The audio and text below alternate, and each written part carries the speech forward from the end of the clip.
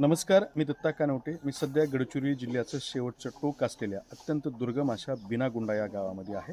आणि बिनागुंडा या गावामध्ये सुंदर अशी सकाळ झालेली आहे. ही सकाळ कशी आहे आणि गाव कसं आहे मी तुम्हाला एकाच ठिकाणावरून दाखवतो.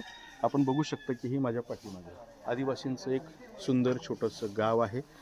त्यापुढे जर आपण बघितलं तर ही ताडाची माडाची उंच झाडं या ठिकाणी आपल्याला पाहायला मिळत आहेत. खाली केळी, पपई असे सुद्धा फळझाडं आहेत.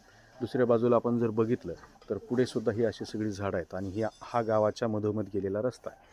हे जे गाव आहे अत्यंत छोटं आहे आणि या रस्त्याच्या डाव्या आणि उजव्या बाजूला हे गाव वसलेलं आहे. पुढे काही लोकांची लगबग, काही मुलांचं खेळणं आपल्याला पाहायला मिळतंय.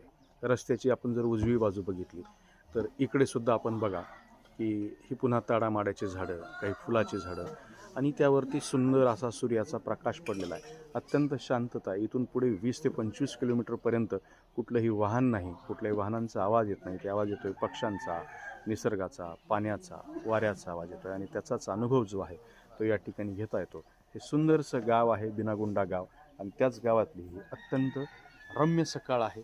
जी रम्य सकाळ रमणीय आहे आणि मनाला सुद्धा शांतता निर्माण करते.